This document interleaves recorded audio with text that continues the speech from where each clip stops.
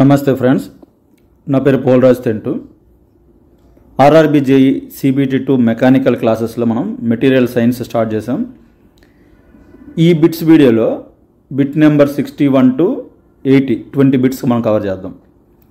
ఈ బిట్స్ దేనికి సంబంధించినవి అంటే మెటీరియల్ సైన్స్లో మనం థియరీ క్లాస్లో 4th and 5th ఈ రెండు క్లాసులకు సంబంధించిన బిట్స్ ఇవి. ఈ బిట్స్ మీకు క్లియర్గా అర్థం అవడానికి ఖచ్చితంగా దీనికి ముందు ఆ థియరీ క్లాస్లో మీరు విన్నాకే ఈ బిట్స్ అనేది మీరు సాల్వ్ చేయండి. మీకు అలా అయితే క్లియర్గా అర్థం అవుతాయి కాన్సెప్ట్స్ అనేవి. ఓకే, డైరెక్ట్గా బిట్లోకి వెళ్దాం. Bit number 61. The temperature at which the new grains are formed in the metal is called. చూడండి, ఇంకా ఇది క్లియర్గా బిట్ అడగాల్సింది. The temperature at which new grains are formed from deformed grains అనమాట. అలా ఇస్తే ఇంక క్లియర్గా ఉంది బిట్. సో ఎనీవే, ఈ బిట్కి ఆన్సర్ అంటే మనకి చూడండి, మనకి రీక్రిస్టలైజేషన్ టెంపరేచర్ అనే కాన్సెప్ట్ ఉంది. మనకి రీక్రిస్టలైజేషన్ టెంపరేచర్ అంటే ఏంటంటే ఏదైనా ఒక మెటీరియల్ కోల్డ్ వర్కింగ్ జరిగిన తర్వాత, కోల్డ్ వర్కింగ్ అన్నా స్ట్రెయిన్ హార్డనింగ్ అన్నా సేమే, ఈ కోల్డ్ వర్కింగ్ జరిగిన తర్వాత దాని యొక్క స్ట్రెంగ్త్ అనేది ఇంప్రూవ్ అవుద్ది. సో అది కూడా ఎలా అవుతుందంటే ఈ గ్రెయిన్స్ అన్నీ కూడా డీఫామ్ అవ్వడం వల్ల ఆ డిస్లొకేషన్ అనేది అబ్స్ట్రక్ట్ అయ్యి దాని యొక్క స్ట్రెంగ్త్ అనేది పెరుగుద్ది. సపోజ్ ఇప్పుడు ఆ కోల్డ్ వర్కింగ్ జరిగిన కాంపోనెంట్ మనం మళ్ళీ రీహీట్ చేసామనుకోండి. ఆ రీహీట్ చేసినప్పుడు ఏమవుతుందంటే ఆల్రెడీ డీఫామ్ అయిన ఈ గ్రెయిన్స్ ఉన్నాయి కదా, ఆ గ్రెయిన్స్లో ఈ స్ట్రెయిన్ ఎనర్జీ అనేది స్టోర్ అయ్యి ఉంటుంది. డీఫామ్ అంటే మీనింగ్ ఏంటి, స్ట్రెయిన్ ఎనర్జీ స్టోర్ అయ్యి ఉంటుంది అందులో. సో ఎప్పుడైతే మనం హీట్ సప్లై చేస్తున్నామో ఈ డీఫామ్ అయిన గ్రెయిన్స్ అనేవి వాటికున్న ఆల్రెడీ స్ట్రెయిన్ ఎనర్జీని కొంత యూజ్ చేసుకొని అవి న్యూ గ్రెయిన్స్ అనేవి ఫామ్ అవుతాయి. న్యూ గ్రెయిన్స్ అనేవి న్యూక్లియేట్ అవుతాయి. అక్కడి నుంచి ఇలా స్ట్రెయిన్ ఫ్రీ గ్రెయిన్స్ అనేవి ఫామ్ అవుతాయి. ఏ టెంపరేచర్ దగ్గర అయితే ఆల్రెడీ డీఫామ్ అయిన గ్రెయిన్స్ నుంచి కొత్త గ్రెయిన్స్ ఫామ్ అవ్వడం స్టార్ట్ అవుతున్నాయో ఆ టెంపరేచర్ని మనం రీక్రిస్టలైజేషన్ టెంపరేచర్ అంటాం. ఇది ఈ కాన్సెప్ట్ అనేది కొన్ని టెక్స్ట్ బుక్లో మనకు కన్ఫ్యూజింగ్గా ఉండొచ్చు. ఇది మాత్రం మీరు క్లియర్గా అర్థం చేసుకోవాలి. రీక్రిస్టలైజేషన్ టెంపరేచర్ అనేది ఓన్లీ వర్క్ హార్డనింగ్ జరిగిన మెటీరియల్కి మాత్రమే మనం చెప్పగలం. సపోజ్ ఆల్రెడీ న్యూ మెటీరియల్ అనుకోండి, దానికి మనం చెప్పలేం రీక్రిస్టలైజేషన్ టెంపరేచర్ అనేది. ఎందుకంటే ఆల్రెడీ డీఫామ్ అయ్యి ఉన్న గ్రెయిన్స్కి మాత్రమే మనం రీక్రిస్టలైజేషన్ టెంపరేచర్ అని చెప్తుంటాం. సో దీనికి సంబంధించి కొన్ని పాయింట్స్ రాద్దాం. ఈ కాన్సెప్ట్ అనేది ఇంపార్టెంట్. చూడండి, రీక్రిస్టలైజేషన్ టెంపరేచర్ అంటే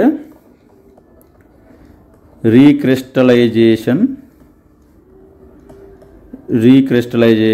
టెంపరేచర్. చూడండి, రీక్రిస్టలైజేషన్ టెంపరేచర్ అంటే ఏ టెంపరేచర్ దగ్గర అయితే డీఫామ్ అయిన grains replaced by new grains. ఇప్పుడు డీఫామ్ అయిన గ్రెయిన్స్ అన్నమాట అర్థం ఏంటి, already work hardening cold working జరిగిన మెటీరియల్ యొక్క గ్రెయిన్స్ అనమాట. సో ఒకసారి ఆ పాయింట్ క్లియర్గా రాసుకోండి. Temperature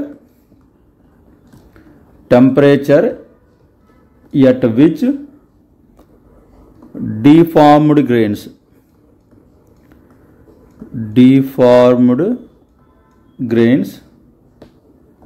are replaced by new. ఏ టైప్ ఆఫ్ గ్రెయిన్స్, వాటిలో ఎట్లాంటి స్ట్రెయిన్ ఉండదు అనమాట. New strain free grains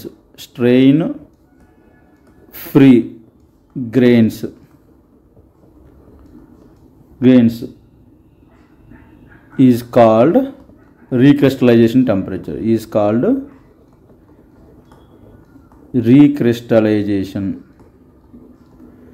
recrystallization temperature. చూడండి, ఈ రీక్రిస్టలైజేషన్ టెంపరేచర్ అనేది మనకి ఎక్కడ యూజ్ అవుద్ది అంటే కోల్డ్ వర్కింగ్ హాట్ వర్కింగ్ చెప్పడం కోసం యూజ్ అవుద్ది. సపోజ్ మనం ఒక మెటల్ డిఫార్మింగ్, చూడండి మెటల్ ఫార్మింగ్లో వస్తాయి ఈ కాన్సెప్ట్ అనేది.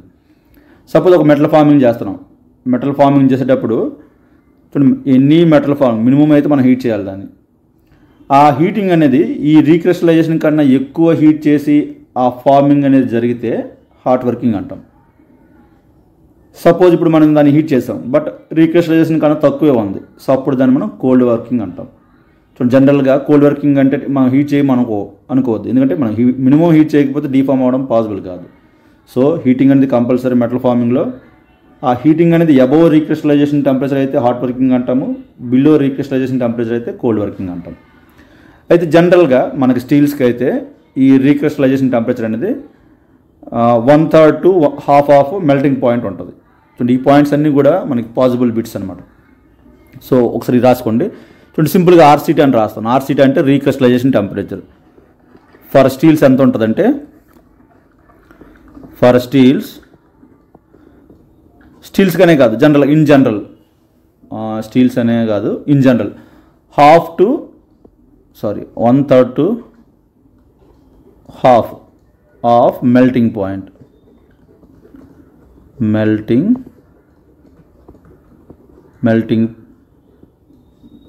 Melting point. చూడండి స్టీల్స్లో అనుకోండి ఒక సింగిల్ రీక్రిస్టలైజేషన్ టెంపరేచర్ మనం చెప్పలేం, ఎందుకంటే కంపోజిషన్ బట్టి అది మారుతూ ఉంటుంది, ఎందుకంటే అన్నిటికీ మెల్టింగ్ పాయింట్స్ సేమేం కాదు. సో కాకపోతే మనకి పిఎస్యూస్ ఈ ఎగ్జామ్స్లో మనకి కామన్గా అడుగుతుంటాడు రీక్రిస్టలైజేషన్ టెంపరేచర్ ఫర్ స్టీల్స్ ఎంత అంటే అరౌండ్ 800 degrees సెంటిగ్రేడ్ ఉంటుంది. సో ఇక్కడ నోట్లో రాసుకోండి ఆ point. For steels RCT is around 800 degrees centigrade. చూడండి ఇక్కడ ఓన్లీ ఈ ఆర్సిటీ ఈ జనరల్ ఫార్ములా అనేది స్టీల్స్కి ఒకటే కాదు, any material RCT in general.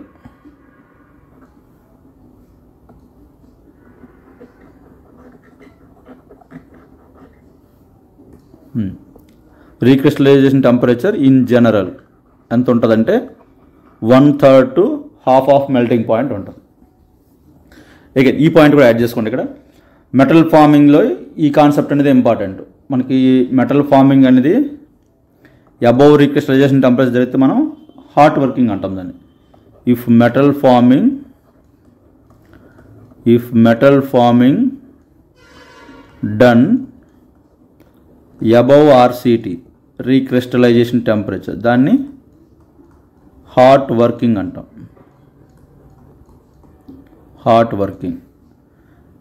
అదే ఇఫ్ మెటల్ ఫార్మింగ్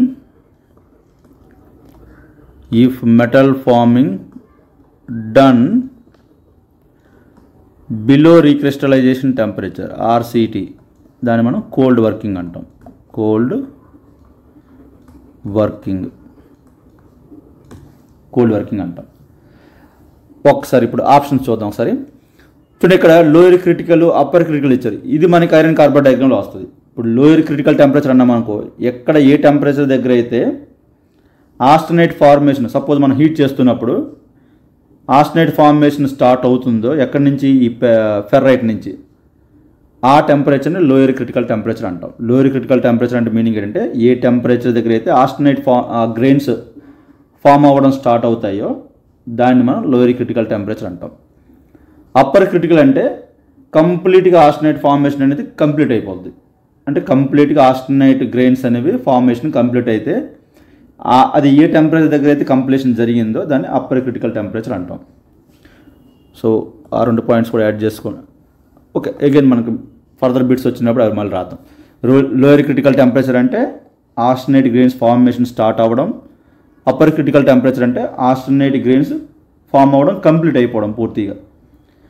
జనరల్గా మనకి లోయర్ క్రిటికల్ టెంపరేచర్ లైన్ అయితే A1, అదే అప్పర్ క్రిటికల్ టెంపరేచర్ లైన్స్ అయితే A3 హైపోయోటక్టైడ్ స్టీల్స్కి అయితే, హైపర్ అయితే ACM అంటాం. ఓకే, అవి మనకు డయాగ్రామ్స్ వచ్చినప్పుడు నేను చూపిస్తాను. సో దీనికి ఆన్సర్ అంటే the temperature at which new grains are formed in metal is called recrystallization temperature. ఆ న్యూ గ్రెయిన్స్ కూడా ఎక్కడి నుంచి వస్తాయంటే కోల్డ్ వర్కింగ్ జరిగిన మెటీరియల్ యొక్క ఆ డీఫార్మ్డ్ గ్రెయిన్స్ నుంచి న్యూ గ్రెయిన్స్ ఫామ్ అవడం. అది ఏ టెంపరేచర్ జరుగుతుందో దాన్ని రీక్రిస్టలైజేషన్ టెంపరేచర్ అంటాం. So option D is correct. Okay, bit number 62. Which of the following are examples of substitutional solid solution అన్నాం.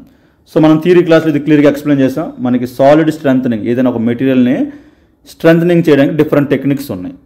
అందులో ఒక టెక్నిక్ అనేది ఏంటంటే solid solution strengthening.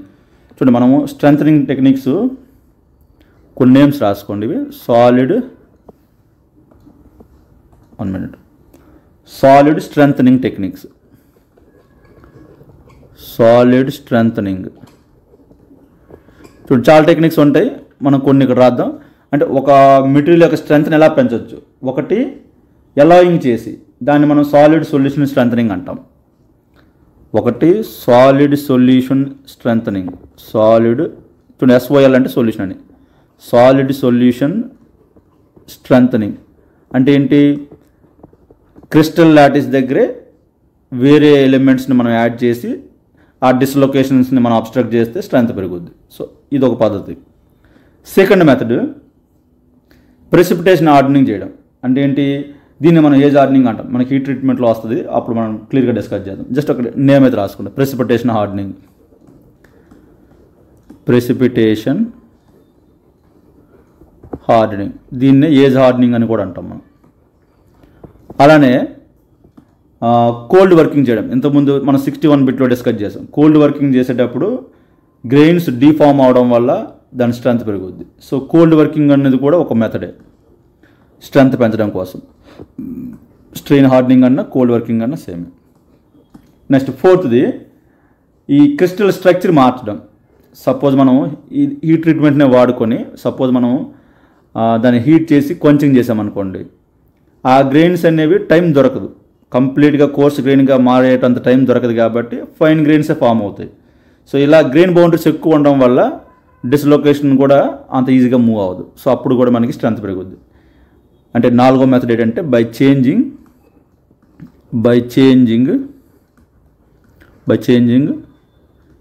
Crystal structure.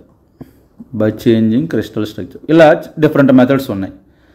అయితే ఇక్కడ మనకు అడిగింది ఏంటి, సాలిడ్ సొల్యూషన్ అన్నాడు. అంటే ఏంటి, సాలిడ్ స్ట్రెంథనింగ్ టెక్నిక్లో సాలిడ్ సొల్యూషన్ స్ట్రెంథనింగ్ అనేది ఒక మెథడ్ అనమాట.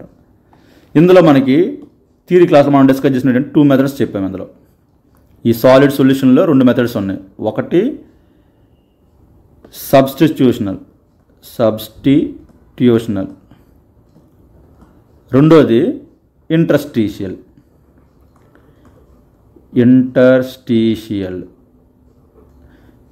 సో దీని మీనింగ్ ఏంటంటే, సపోజ్ ఒక మెటల్ తీసుకున్న ప్యూర్ మెటల్, దాని యొక్క క్రిస్టల్ లాటిస్ అనేది ఇలా ఉంది.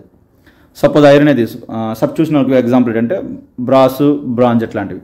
సపోజ్ నేను ఒక బ్రాస్ తీసుకున్నాను, ఇలా కాపర్ ఆటమ్స్ అనేవి ఇలా ఉన్నాయి. కాపర్ ఆటమ్స్ ఉండేటప్పుడు సపోజ్ ఇప్పుడు నేను జింక్ యాడ్ చేశాను అనుకోండి బ్రాస్కి, అదే కాపర్కి జింక్ యాడ్ చేస్తే మనకు బ్రాస్ వస్తుంది. ఆ జింక్ యాడ్ చేసిన ఎలిమెంట్ ఎక్కడికి వస్తుంది అంటే, ఏదో ఒక ఆటమ్ అనేది కంప్లీట్గా దాన్ని రీప్లేస్ చేసి దాని ప్లేస్లోకి జింక్ ఆటమ్ అనేది వస్తుంది. ఫర్ ఎగ్జాంపుల్ జనరల్గా ఆ రీప్లేస్ అయిన ఆటమ్ అనేది చాలా పెద్ద సైజు ఉంటుంది. సపోజ్ ఇది జింక్ ఆటమ్ ఈ సైజులో ఉంటుంది, అంటే పెద్ద సైజు ఉంటుంది. అంటే కంప్లీట్గా ఆ మెటల్ యొక్క ఆటమ్ని రీప్లేస్ చేస్తే సబ్స్టిట్యూషనల్ టెక్నిక్ అంటాం. ఎప్పుడైతే ఇది కంప్లీట్గా రీప్లేస్ చేసి పెద్ద సైజ్ ఆటమ్ ఇక్కడ వచ్చి కూర్చోయిందో, అప్పుడు మిగతావన్నిటికి కూడా కొంచెం పక్క జరుగుతుంటాయి. అంటే ఒక రకమైన కంప్రెసివ్ స్ట్రెస్ అనేది అప్లై అవుతూ ఉంటుంది. సో ఇలా కంప్రెషన్లో ఉండడం వల్ల డిస్లొకేషన్ కూడా మూమెంట్ అనేది అబ్స్ట్రక్ట్ అవుతూ ఉంటుంది. సో ఇది ఒక మెథడ్ సబ్స్టిట్యూషనల్ టెక్నిక్. దీనికి ఎగ్జాంపుల్ ఏంటంటే బ్రాస్ అంటే కాపర్ ప్లస్ జింక్, బ్రాంజ్ అంటే కాపర్ ప్లస్ టిన్. సో ఈ రెండు కూడా సబ్స్టిట్యూషనల్ టెక్నిక్స్. అలా సబ్స్టిట్యూషన్ వల్ల ఫామ్ అయిన సాలిడ్ సొల్యూషన్స్. అది ఇంటర్స్టీషియల్కి ఎగ్జాంపుల్ అనుకోండి. ఫర్ ఎగ్జాంపుల్ అగైన్ ఒక క్రిస్టల్ లాటిస్ తీసుకున్నాను నేను. ఇప్పుడు ఐరన్ యాటమ్స్ తీసుకున్నాం. సపోజ్ ఈ టైప్లో అనుకుందాం. డిఫరెంట్ ఐరన్ యాటమ్స్ ఉన్నాయి, ఇలా డిఫరెంట్ ఐరన్ యాటమ్స్ ఉన్నాయి. అరేంజ్మెంట్ అనేది. సో ఇప్పుడు నేను కార్బన్ యాటమ్ అనేది దీనికి యాడ్ చేశాను. ఆ యాడ్ చేసిన యాటమ్ అనేది రీప్లేస్ చేయకుండా ఈ యాటమ్స్ మధ్యలో కొంచెం స్పేస్ ఉంటుంది. ఆ స్పేస్లోకి వచ్చి అది కూర్చుంటే ఇలాగా జనరల్గా ఈ యాటమ్స్ అనేది చిన్నగా ఉంటాయి. అందుకే ఈ ఇంటర్స్టీషియల్ స్పేస్లో కూడా అది సరిపోతాయి. సో ఇలా వచ్చేది కూర్చోయింది అనుకోండి, కార్బన్ యాటమ్ అనేది ఇలా ప్లేస్ అయ్యి ఉంటే, అలా ప్లేస్ అవ్వడం వల్ల ఏమవుతుంది, డిస్లొకేషన్స్ కూడా ఈజీగా మూవ్ అవ్వవు. ఈ అబ్స్ట్రక్ట్ జరుగుతుంటుంది, ఫ్రీగా మూవ్ అవ్వవు. సో ఇలా కూడా స్ట్రెంత్ పెరగవచ్చు. దీనికి ఎగ్జాంపుల్ ఏంటంటే స్టీల్. సబ్స్టిట్యూషనల్కి అయితే ఎగ్జాంపుల్ బ్రాసు, బ్రాంజ్. ఇంటర్స్టిషియల్ మెథడ్కి ఎగ్జాంపుల్ ఏంటంటే స్టీల్. సో మనకి ఇక్కడ అడిగిన క్వశ్చన్ ఏంటంటే which of the following are examples of substitutional solid solution. Brass అంటే కాపర్ ప్లస్ జింక్, బ్రాంజ్ అంటే కాపర్ ప్లస్ టిన్. సో ఈ రెండు కూడా సబ్స్టిట్యూషనల్ మెథడ్ వల్ల ఫామ్ అయిన అలాయ్స్. అదే స్టీల్ అయితే ఇంటర్స్టిషియల్ మెథడ్ వల్ల ఫామ్ అయిన Alai.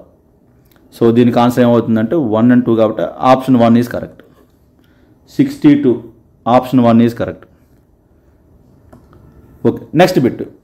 The purest form of iron is అన్నాడు. చూడండి, ఐరన్లో ప్యూరెస్ట్ ఫామ్ ఏదంటే రాట్ ఐరన్ అంటాం. ఇది మనం థియరీ క్లాసులో చెప్పినప్పుడు చెప్పాం క్లియర్గా. మనకి రాట్ ఐరన్ కావాలన్నా, స్టీల్ ఫామ్ చేయాలన్నా, క్యాస్ట్ ఐరన్ ఫామ్ చేయాలన్నా ఈ మూడిట్లకి బేస్ ఏంటంటే పిగ్ ఐరన్. ముందు మనం పిగ్ ఐరన్ తయారు చేయాల్సిందే. దాని నుంచి మనకి ఏది కావాలంటే అది మనం ప్రిపేర్ చేసుకోవచ్చు. ఈ పిగ్ ఐరన్ ఎక్కడి నుంచి వస్తుంది అంటే బ్లాస్ట్ ఫర్నేస్ నుంచి వస్తుంది. సో అలా బ్లాస్ట్ ఫర్నేస్ నుంచి వచ్చిన పిగ్ ఐరన్ని ఫర్దర్ ప్యూరిఫై చేస్తే మనకి రాట్ ఐరన్ వస్తుంది. సో ఒకసారి ఆ పాయింట్ రాసుకోండి. ప్యూరెస్ట్ ఫామ్ ఏంటంటే ప్యూరెస్ట్ ఫామ్ ఆఫ్ ఐరన్ ఏంటంటే రాట్ ఐరన్. ఈ ఐరన్ ఏంటంటే ఆల్మోస్ట్ 99.5% ఐరన్ ఉంటుంది. రిమైనింగ్ కొంత పోర్షన్, మైన్యూట్ పోర్షన్ అనేది కార్బన్ ఉంటుంది. అది జనరల్గా ఎంత అంటే 0.02 0.03% కార్బన్ ఉంటుంది. రిమైనింగ్ ఎలిమెంట్స్, మిగతా పర్సంటేజ్ అని రిమైనింగ్ ఎలిమెంట్స్ ఉంటాయి. సో ఇంకో పాయింట్ కూడా ఇక్కడ యాడ్ చేసుకోండి. ఈ రాట్ ఐరన్ ఎలా ఫామ్ అవుద్ది అంటే పిగ్ ఐరన్ నుంచి ఫామ్ అవుద్ది. ఇట్ ఈజ్ మేడ్ ఫ్రమ్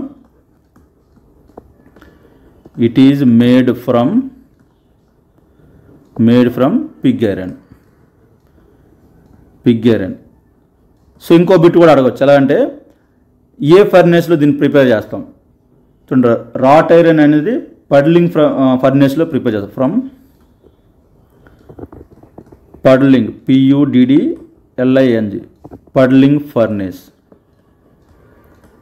బ్రాకెట్లో దీన్నే రివర్బరేటరీ ఫర్నేస్ అంటాం.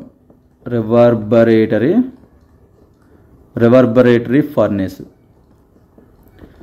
సో ఈ పడ్లింగ్ ఫర్నేస్లో ఈ రాట్ ఐరన్ని తయారు చేస్తాం. అదే పిగ్ ఐరన్ అనుకోండి, పిగ్ ఐరన్ ఎక్కడ తయారు చేస్తామంటే బ్లాస్ట్ ఫర్నేస్లో. సో ఇది important points.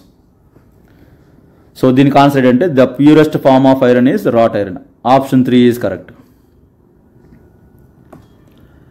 Next bit number 64. Iron from its ore is converted to Pig iron in ఏ. ఇప్పుడే చెప్పాం మనం, పిగ్ ఐరన్ ఓర్ నుంచి పిగ్ ఐరన్ అనేది మనకి బ్లాస్ట్ ఫర్నేస్లో వస్తుంది.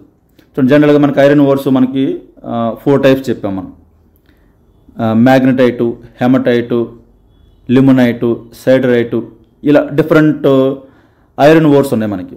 సో ఇందులో మనకి మ్యాగ్నటైట్ అనేది క్వాలిటీ ఎక్కువ ఉంటుంది. అంటే ఎక్కువ అమౌంట్ ఆఫ్ ఐరన్ అనేది మనం దాని నుంచి ఎక్స్ట్రాక్ట్ చేయొచ్చు. అయితే ఇప్పుడు ఈ ఐరన్ ఓర్ నుంచి ఈ పిగ్ ఐరన్ మనం బ్లాస్ట్ ఫర్నేస్లో మనం చేస్తామని చెప్పాం. జస్ట్ రఫ్గా ఒక డయాగ్రామ్ వేద్దాం. ఇది బ్లాస్ట్ ఫర్నేసు. చూడండి, మన కాంపిటేటివ్ ఎగ్జామ్లో బ్లాస్ట్ ఫర్నేస్ మీద కూడా బిట్లు వస్తుంటాయి. దాని కన్స్ట్రక్షన్ మీద కూడా బిట్లు వస్తాయి. చూడండి, సింపుల్గా రఫ్ డయాగ్రామ్ ఇలా వేసుకోండి. చూడండి, ఈ టైప్లో ఉంటుంది బ్లాస్ట్ ఫర్నేస్ అనేది. ఇందులో డిఫరెంట్ పార్ట్స్ అడుగుతుంటాడు మనకి. దీన్ని థ్రోట్ అంటాం. ఈ పైన ఉన్నదేమో ఇలా మనం ఛార్జ్ పోస్తాం. ఛార్జ్ అంటే ఏంటి? ఐరన్ ఓరు, అలానే కోకింగ్ కోల్ అంటాం దాన్ని, అలాగే లైమ్ స్టోన్. ఈ మూడిట్ని పైనుంచి చేస్తాం. సుమారుగా ఇది ఎంత హైట్ ఉంటుంది అంటే 30 మీటర్ల హైట్ ఉంటుంది. 30+ ఉంటుంది ఈ బ్లాస్ట్ ఫర్నేస్ హైట్ అనేది. అంత హైట్ ఉన్న ఈ బ్లాస్ట్ ఫర్నేస్లో ఈ పైన ఛార్జ్ పోస్తాం. ఛార్జ్ అంటే ఈ లేయర్స్ టైప్లో ఫస్ట్ ఐరన్ ఓర్, తర్వాత కోకింగ్ కోల్, లైమ్ స్టోన్, ఇలా ఈ పైనుంచి పోస్తుంటాం. ఈ పోర్షన్ని థ్రోట్ అంటాం. థ్రోట్. నెక్స్ట్ ఈ థ్రోట్ నుంచి ఇంతవరకు ఉన్న పోర్షన్ని స్టాక్ అంటాం. చూడండి, ఈ నేమ్స్ కూడా ఇంపార్టెంట్. ఇవి కూడా బిట్లు అడుగుతూ ఉంటారు. దీన్ని స్టాక్ అంటాం. ఈ స్టాక్ బాటంలో ఉన్న పోర్షన్ని బోష్ అంటాము. ఈ బాటమ్ మోస్ట్ పార్ట్ని హెర్త్ అంటాం. HEARTH hearth. ఈ బాటమ్, ఈ కింద ఏమో మనకి ఇక్కడ కలెక్ట్ చేసుకుంటాం మనం పిగ్ ఐరన్ని. ఈ స్లాగ్ అనేది కొంచెం డెన్సిటీ తక్కువ కాబట్టి పైన కలెక్ట్ అవుద్ది, ఇలా ఇక్కడ స్లాగ్ వస్తుంది. సో ఇది రఫ్ డయాగ్రామ్ బ్లాస్ట్ ఫర్నేస్. అయితే మనకి స్టార్టింగ్ ఏంటంటే మనం ఫస్ట్ చెప్పింది ఏంటంటే పైనుంచి మనం ఛార్జ్ పోస్తాం. ఛార్జ్ అంటే ఏంటంటే ఇక్కడ కొన్ని పాయింట్స్ రాద్దాం. సరే, ఇక్కడ ఇంకో పేజ్ ఇన్సర్ట్ చేద్దాం. ఫస్ట్ ఏంటంటే మనం ఛార్జ్ పోస్తాం. ఛార్జ్ అంటే ఏంటంటే బ్లాస్ట్ ఫర్నేస్లో ఐరన్ ఓరు, అలానే కోకింగ్ కోల్ లేదా సింపుల్గా కోక్ అంటాం. Coking coal plus lime stone. So మన గోల్ ఏంటంటే ఇందులో ఈ బ్లాస్ట్ ఫర్నేస్లో ఈ ఐరన్ ఓర్, మనకు ఐరన్ ఓర్ అనేది ఇండివిజువల్గా ఉండదు, అది ఆక్సైడ్స్తో ఉంటుంది. Fe3O4 కానీ Fu2O3 కానీ ఇలా ఉంటుంది. మన గోల్ ఏంటి, ఈ ఐరన్ నుంచి ఈ ఆక్సిజన్ వేరు చేయాలి. అలానే దాంతోపాటు ఇప్పుడు మనకు ఓర్ అంటే ఓన్లీ ఐరన్ ఆక్సైడ్ ఒకటే ఉండదు, దాంట్లో శాండ్ ఉంటుంది, అదే సిలికా ఉంటుంది, ఇలా రకరకాల అన్నీ మిక్స్ అయి ఉంటుంది. సో వీటన్నిటి నుంచి ఐరన్ సపరేట్ చేయాలి. సో ఆక్సైడ్ని సపరేట్ చేయడం కోసం మనం ఈ కోకింగ్ కోల్ ఉపయోగపడుతుంది, దీని నుంచి ఆక్సైడ్స్ని సపరేట్ చేయడానికి. రిమైనింగ్ శాండ్, సిలికా వాటిని సపరేట్ చేయడానికి మనకు లైమ్ స్టోన్ ఉపయోగపడుతుంది, అది స్లాగ్ ఫామ్ చేస్తుంది మిగతా ఇంప్యూరిటీస్తో. సో ఇలా ఈ ఐరన్ ఓర్ నుంచి ఆక్సైడ్స్ని సపరేట్ చేయడం కోసం కోకింగ్ కోల్ ఉపయోగపడుతుంది. కోకింగ్ కోల్ ఎలా ఉపయోగపడుతుంది, coking coal first CO form చేస్తుంది, కార్బన్ మోనాక్సైడ్. ఆ కార్బన్ మోనాక్సైడే మనకి రెడ్యూసింగ్ ఏజెంట్గా ఫామ్ అవుతుంది. సో ఇక్కడ కొన్ని పాయింట్స్ని రాస్తాను, ఇవి మనకి ఇంపార్టెంట్. సో ఎంటైర్ బ్లాస్ట్ ఫర్నేస్లో మనకి ఫ్యూల్ అనేది ఈ కోకింగ్ కోల్, కోకింగ్ కోల్. ఆ కోక్ అనేది మనకి ఫ్యూల్గా ఉపయోగపడుతుంది. నెక్స్ట్ రెండోది రిడ్యూసింగ్ ఏజెంట్. ఏమని చెప్పాము ఇప్పుడు, ఈ కోక్ అనేది ఈ బ్లాస్ట్ ఫర్నేస్లో ఈ బాటమ్ నుంచి హాట్ ఎయిర్ వస్తుంది, బాటమ్ నుంచి హాట్ ఎయిర్ సప్లై చేస్తాం మనం. ఇలా ఈ హాట్ ఎయిర్తో రియాక్ట్ అయ్యి ఫస్ట్ కార్బన్ మోనాక్సైడ్ ఫామ్ అవుద్ది. ఆ కార్బన్ మోనాక్సైడ్ అనేది ఐరన్ ఆక్సైడ్ దగ్గర ఉన్న ఆక్సిజన్ తీసుకుంటుంది. సో కాబట్టి ఇక్కడ రెడ్యూసింగ్ ఏజెంట్ అనేది కార్బన్ మోనాక్సైడ్, CO. ఇది ఇంపార్టెంట్ పాయింట్. రిమైనింగ్ ఆ స్లాగ్ ఫార్మేషన్ అనేది ఎలా అంటే లైమ్ స్టోన్ అనేది ఈ స్లాగ్ ఫామ్ అవ్వడానికి యూజ్ అవుతుంది. సో ఇవి important point. So final output ఏమొస్తుంది అంటే, ఫైనల్ అవుట్పుట్ ఏంటంటే పిగ్ ఐరన్. సో ఈ పాయింట్స్ అనేవి కంపల్సరీ గుర్తుపెట్టుకోవాలి బ్లాస్ట్ ఫర్నేస్ గురించి. సో ఇప్పుడు మనం బిట్ చూద్దాం. Iron from its ore is converted into pig iron in a blast furnace. Cupola furnace అన్నామంటే క్యాస్ట్ ఐరన్ తయారు చేస్తాం. బేసిక్ ఆక్సిజన్ ఫర్నేస్ కానీ ఎలక్ట్రికల్ ఆర్క్ ఫర్నేస్ కానీ అన్నామంటే దాని నుంచి స్టీల్ వస్తుంది. పడ్లింగ్ ఫర్నేస్ అంటే రాట్ ఐరన్ వస్తుంది. సో ఈ 4 మనం గుర్తుపెట్టుకోవాలి. Okay, bit number 65. సో ఇప్పుడు మనం చెప్పాము బ్లాస్ట్ ఫర్నేస్ ఆ కన్స్ట్రక్షన్, ఆ పార్ట్స్ నేమ్స్ కూడా మనకి బిట్లు వస్తుంటాయి. చూడండి, యాఫ్ ఎట్లా అడిగాడు. The portion of blast furnace above its widest cross section. చూడండి డయాగ్రామ్లో ఇది వైడెస్ట్ క్రాస్ సెక్షన్. దానికి పైన ఉన్న పోర్షన్ ఏమంటాం, స్టాక్ అంటాం. సో అది వాడు అడిగిన question. Portion of blast furnace ఇలా ఉంటే,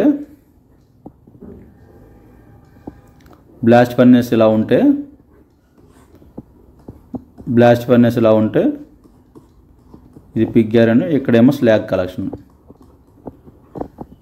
సో వాడు అడిగినది portion of blast furnace above its widest cross section అంటే ఏంటి, ఇది ఈ హెర్త్ ఉన్న పోర్షన్. దీనికి పైన ఉన్న పోర్షన్ ఏమవుద్ది, ఈ పోర్షన్ అనమాట. దీన్ని ఏమంటాం, స్టాక్ అంటాం. సో అది అడిగింది అది. So option 2 is correct. 65 option 2 is correct. అయితే ఇక్కడ మిగతా పార్ట్స్ నేమ్స్ కూడా గుర్తుపెట్టుకోండి. ఈ స్మాలెస్ట్ క్రాస్ సెక్షన్ ఉన్నది ఏంటంటే థ్రోట్. ఇది థ్రోట్. సో ఈ మిడిల్లో ఉన్నది స్టాకు, దాని కింద ఉన్న పోర్షన్ ఏమంటామంటే bosh, BOSH. Bottom most portion hearth. ఈ 4 పేర్లు గుర్తుపెట్టుకోవాలి. Hearth. So option 2 is correct దీనికి. Next bit number 66. In blast furnace iron oxide is reduced by. Already మనం చెప్పాం, ఐరన్ ఆక్సైడ్ Fe3O4 కానీ Fe2O3 కానీ ఎలా రెడ్యూస్ అవుద్ది, ఎలా ఆక్సిజన్ లాస్ అవుతుంది అంటే బై యూజింగ్ కార్బన్ మోనాక్సైడ్. ఒక చిన్న ఫస్ట్ ఆఫ్ ఆల్ ఐరన్ ఓర్స్ ఇవి కూడా రాసుకోండి, ఇంపార్టెంట్ ఇవి పేర్లు.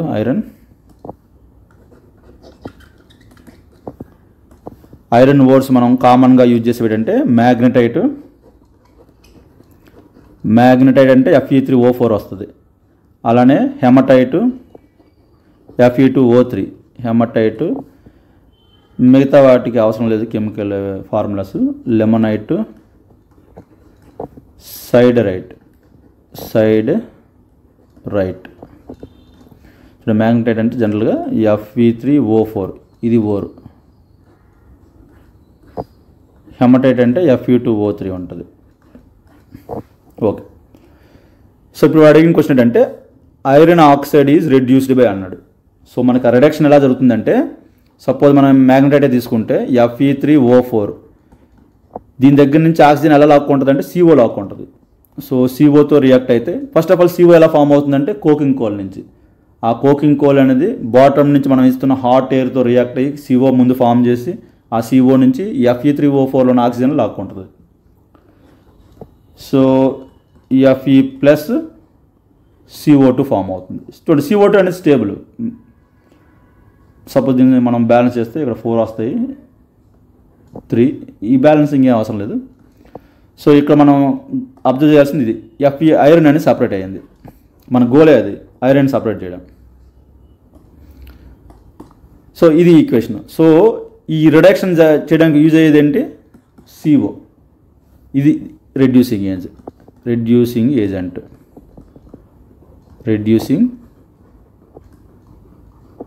ఏజెంట్. అదే లైమ్ స్టోన్ అనుకోండి స్లాగ్ని ఫామ్ చేస్తుంది. కోక్ అనుకోండి ఫ్యూయల్గా యూజ్ అవుద్ది. ఓకే. సో దీనికి ఆన్సర్ ఏమవుద్ది ఇప్పుడు, in blast furnace iron oxide is reduced by carbon monoxide CO. చూడండి ఈ పాయింట్ అనేది ఇంపార్టెంట్. ఆప్షన్ 3. చూడండి మనం జనరల్గా కార్బన్ పెడుతుంటాం, కార్బన్ కాదు. కార్బన్ నుంచి అది హాట్ ఎయిర్తో రియాక్ట్ అయ్యి CO ఫామ్ అయితే ఆ CO అనేది ఇప్పుడు రెడ్యూసింగ్ ఏజెంట్గా యూజ్ అవుద్ది. ఓకే. Bit number 67. చూడండి ఇది స్టాండర్డ్ రేషియో, ఇది గుర్తుపెట్టుకోవాలి. The ratio of iron ore, coking coal, lime stone. So మనం చెప్పాం స్టార్టింగ్లో మనం బ్లాస్ట్ ఫర్నెస్లో ఛార్జ్ మనం ఇస్తాం. ఇక్కడ ఛార్జ్ అంటే నథింగ్ బట్ ఈ లేయర్స్ అనమాట. ఇంటర్ లేయర్స్ ఐరన్ ఓరు ప్లస్ కోకింగ్ కోల్ లేదా కోక్ అంటాం సింపుల్గా, లైమ్ స్టోన్. ఈ లేయర్స్ని మనం ఛార్జ్ అంటాం. అవి ఏ రేషియోలో ఉంటాయంటే ఇవి స్టాండర్డ్ వాల్యూ 4:2:1. సో ఈ రేషియోలో మనం అవి యాడ్ చేసి పంపిస్తుండాలి పైనుంచి. So 4:2:1. Option 3 is correct. So ఇది స్టాండర్డ్ ప్రపోర్షన్, ఇది గుర్తుపెట్టుకోవాలి. Next bit number 68. Furnace used for production of cast iron by melting pig iron. Already ఈ పాయింట్ చెప్పాం. పిగ్ ఐరన్ అనేది బేసిక్ కాంపోనెంట్. దీనికి మనం రాట్ ఐరన్ తయారు చేయాలన్నా,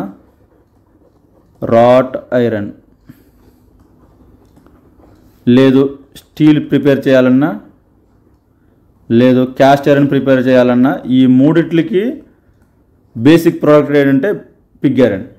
సో ఈ పిగ్ ఐరన్ ఎలా వస్తుంది మనకి, బ్లాస్ట్ ఫర్నేస్ నుంచి వస్తుంది. పిగ్ ఐరన్ అనేది బ్లాస్ట్ ఫర్నేస్.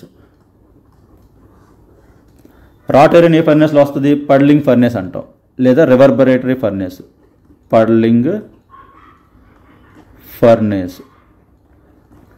అదే స్టీల్ ఏ furnace, basic oxygen furnace BOF, లేదా ఎలక్ట్రిక్ ఆర్క్ ఫర్నేస్ EAF. ఈ 2 రకాల ఫర్నేస్ మనం వాడుతుంటాం, electric arc furnace. Cast iron అనేది కుపోలా ఫర్నేస్లో తయారు చేస్తాం, కుపోలా ఫర్నేస్. ఈ పాయింట్స్ అనేవి ఇంపార్టెంట్, ఈ ఫర్నేస్లు గుర్తుపెట్టుకోవాలి. ఓకే, మనం ఇప్పుడు బిట్లోకి వస్తే furnace used for production of cast iron by melting pig iron is, so cupola furnace. చూడండి ఇది బి ఎక్కడ ఉందో చూడండి, option 2 is correct. So option 2 is correct, 68. Next bit number 69, phase diagram గురించి. Phase diagram is also known as, చూడండి phase డయాగ్రామ్ని మనం 2 names remaining ఇంకో 2 నేమ్స్తో పిలుస్తాం. ఫేజ్ డయాగ్రామ్ అన్నా, ఈక్విలిబ్రియం డయాగ్రామ్ అన్నా, చూడండి ఆ పాయింట్స్ రాసుకోండి. ఫేజ్ డయాగ్రామ్ అన్నా, ఫేజ్ డయాగ్రామ్ అన్నా,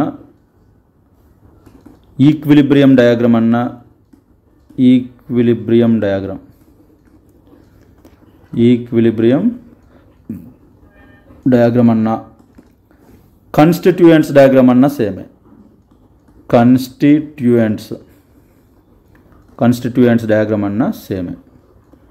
ఇక్కడ ఇంకో 2 ఇంపార్టెంట్ పాయింట్స్ చెప్తున్నాండి. మనకి సిలబస్లో మనం జనరల్గా డిస్కస్ చేసేది ఇంజనీరింగ్లో మనం బైనరీ ఫేజ్ డయాగ్రామే డిస్కస్ చేస్తాం. ఏంటి ఐరన్ కార్బైడ్ డయాగ్రామ్ అనేది బైనరీ ఫేజ్ డయాగ్రామ్. అలానే యూనరీ ఫేజ్ డయాగ్రామ్ కూడా మనం నేర్చుకుంటాం. మనం ట్రిపుల్ పాయింట్ గురించి మనం చదువుకునేటప్పుడు యూనరీ ఫేజ్ డయాగ్రామ్ కూడా నేర్చుకుంటాం. ఒకసారి ఆ 2 డయాగ్రామ్స్, ఈ 2 ఇంపార్టెంట్ మనకి థర్మోడైనమిక్స్లో వస్తుంది ఈ యూనరీ ఫేజ్ డయాగ్రామ్ అనేది. చూడండి మనకి ఫేజ్ డయాగ్రామ్స్ మనం నేర్చుకునేవి ఏంటంటే యూనరీ ఫేజ్ డయాగ్రాము అంటే సింగిల్ కాంపోనెంటే ఉంటుంది, అది కూడా వాటరు. చూడండి యూనరీ ఫేజ్ డయాగ్రామ్ మనం నేర్చుకుంటాం, యూనరీ ఫేజ్ డయాగ్రామ్. ఇప్పుడు మెటీరియల్ సైన్స్లో అయితే మనం binary phase diagram, iron carbide diagram అనేది binary phase diagram. Unary phase డయాగ్రామ్లో కాంపోనెంట్స్ ఎన్ని ఉంటాయి? ఒకటే ఉంటుంది, సింగిల్ కాంపోనెంట్స్ ఎన్ని అంటే 1. బైనరీ ఫేజ్ డయాగ్రామ్లో కాంపోనెంట్స్ ఎన్ని ఉంటాయి? 2 కాంపోనెంట్స్. సపోజ్ ఐరన్ కార్బైడ్ అనుకోండి, ఐరన్ కార్బన్ 2 కాంపోనెంట్స్ అనమాట. సో ఇందులో ఎగ్జాంపుల్ ఏంటంటే వాటర్ H2O. సో ఇందులో ఎగ్జాంపుల్ ఏంటంటే 2 కాంపోనెంట్స్ ఏంటి? స్టీల్స్ ఫర్ ఎగ్జాంపుల్ అనుకో, ఐరన్ కార్బన్ 2 కాంపోనెంట్స్ అనమాట. దీంట్లో మనకి ఈ పాయింట్ ఇంపార్టెంట్, ఇప్పుడు నెక్స్ట్ చెప్పబోతున్న పాయింట్. యూనరీ ఫేజ్ డయాగ్రామ్లో మనం డయాగ్రామ్ ఏంటంటే వేరియబుల్స్, ప్రెజరు వేరియబులే, టెంపరేచర్ కూడా వేరియబులే. చూడండి యూనరీ ఫేజ్ డయాగ్రామ్లో సపోజ్ మనం పీటీ డయాగ్రామ్ వేస్తామనుకోండి వాటర్కి, మనకి ట్రిపుల్ పాయింట్ తెలియాలి అంటే వాటర్ పీటీ డయాగ్రామ్ ఇలా ఉంటుంది. చూడండి కంపల్సరీ ఇవన్నీ మనం ప్రాక్టీస్ చేయాలి. ఇది ట్రిపుల్ పాయింట్, ఇది స్టాండర్డ్ ప్రెజరు, స్టాండర్డ్ టెంపరేచర్ ఉంటాయి. 0.01 degree centigrade standard temperature. Pressure అయితే 4.3 సంథింగ్ మిల్లీమీటర్ ఆఫ్ మెర్క్యూరీ ఉంటుంది, లేదా మనం పాస్కల్లో చెప్పాలంటే 660 సంథింగ్ అలా ఉంటుంది. సో ఆ ప్రెజరు కాన్స్టెంటే, టెంపరేచర్ కూడా కాన్స్టెంటే. అయితే ఇక్కడ మనం అబ్జర్వ్ చేయాల్సింది ఏంటంటే వేరియబుల్స్ 2, ప్రెజరు వేరియబులే, టెంపరేచర్ కూడా వేరియబులే. సో ఇక్కడ వేరియబుల్స్ అనేవి 2. అందుకే మనం గిబ్స్ ఫేజ్ రూల్ వేసామనుకోండి, అందులో P+F = C+2 వేస్తాం.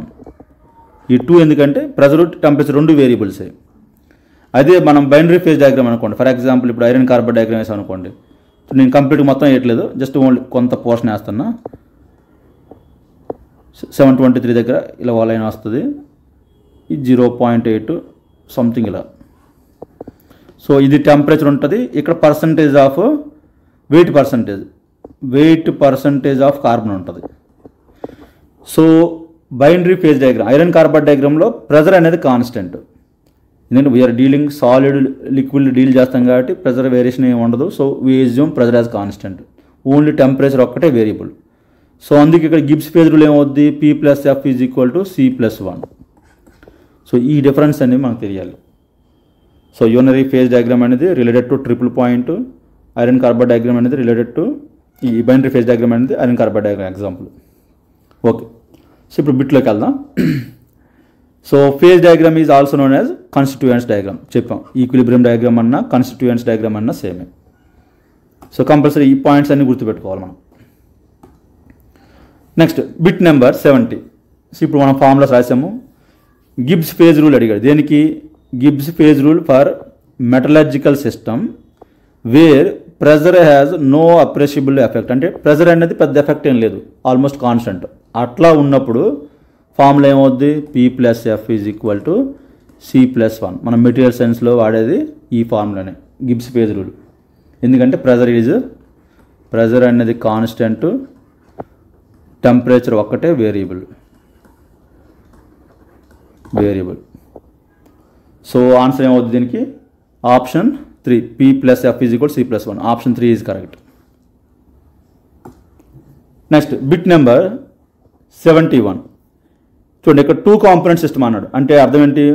ఇప్పుడు మనం గిబ్స్ ఫేజ్ రూల్ వేసేటప్పుడు ఒకసారి ఈ టెర్మినాలజీ రాసుకుందాం. P + F = C+1. ఇక్కడ P అంటే ఫేజెస్, F అంటే డిగ్రీ ఆఫ్ ఫ్రీడమ్, ఎన్ని ఇండిపెండెంట్ వేరియబుల్స్ ఉన్నాయని. నెక్స్ట్ ఇక్కడ C అంటే నెంబర్ ఆఫ్ కాంపోనెంట్స్. ఆ 1 అనేది ఇక్కడ 1 అనేది టెంపరేచర్ని ఇండికేట్ చేస్తుంది. ఓన్లీ 1 వేరియబుల్ కాబట్టి +1 వచ్చింది మనకి. సో ఇప్పుడు క్వశ్చన్లోకి వెళ్దాం. ఇన్ 2 కాంపోనెంట్ సిస్టమ్ అంటే అర్థం ఏంటి? C = 2 అని అర్థం. In 2 component system if the non compositional variable అంటే కంపోజిషన్ అనేది ఒక వేరియబుల్. జనరల్గా మనకి 3 వేరియబుల్స్ ఉంటాయి: ప్రెజరు, టెంపరేచరు, కంపోజిషన్. జనరల్గా మనం కంపోజిషన్ తీసుకోము, ప్రెజర్, టెంపరేచర్ వీటిని మనం చూసుకుంటాం. సో అందుకే +2 వేయాలి, +1 వేయాలి, ఈ రెండింటి మీద డిపెండ్ అయి ఉంటుంది. So non compositional variable is only temperature అన్నాడు. అంటే ఏంటి? టెంపరేచర్ ఒక్కటే వేరియబుల్ కాబట్టి ఫార్ములా ఏం తీసుకోవాలి? P + F = C+1 తీసుకోవాలి. The number of degree of freedom in case of a single phase field అన్నాడు. సింగిల్ ఫేజ్ అంటే అర్థం ఏంటి? P = 1. మన క్వశ్చన్లో మెన్షన్ చేసినవి ఇవన్నీ. Single phase field as per Gibbs phase rule is అన్నాడు. సో డిగ్రీ ఆఫ్ ఫ్రీడమ్ మనం కనుక్కోవాలి. P = 1 ఇచ్చాడు. సో మనం ఇందులో సబ్స్టిట్యూట్ చేసామనుకోండి, P + F = C+1. ఇప్పుడు P ప్లేస్లో 1, F కనుక్కోవాలి. C ప్లేస్లో నెంబర్ ఆఫ్ కాంపోనెంట్స్ వాడు ఇచ్చాడు 2 అని, +1. సో F = ఎంత అవుతుంది? డిగ్రీ ఆఫ్ ఫ్రీడమ్ అనేది 2. So option 3 is correct. So ఇట్లాంటి క్వశ్చన్స్ కూడా మనకి RRBGL అడగచ్చు. సింపుల్గా గిబ్స్ ఫేజ్ రూల్ని యూజ్ చేసుకొని న్యూమరికల్ ఇచ్చే అవకాశం ఉంది. సో అందుకే ఈ బిట్ అనేది పెట్టాం. Okay, next bit number 72. ఇది డైరెక్ట్ గుర్తుపెట్టుకోవాల్సిన ఫార్ములా. ఇది chemical formula. Cementite has chemical formula. చూడండి, సిమెంటైట్ అన్న ఈ పదాలు ఇంపార్టెంట్. సిమెంటైట్ అన్న, ఐరన్ కార్బైడ్ అన్న సేమ్. సిమెంటైట్ అన్న, ఐరన్ కార్బైడ్ అన్న సేమ్. So Fe3C. సో దీనికి సంబంధించి ఇంకో 2 పాయింట్లు రాద్దాం. సపోజ్ మనం ఐరన్ కార్బైడ్ డయాగ్రామ్ తీసుకున్నాం అనుకోండి. ఇది రఫ్ డయాగ్రామ్. ఇది మనకి ఇది 6.67% ఆఫ్ కార్బను.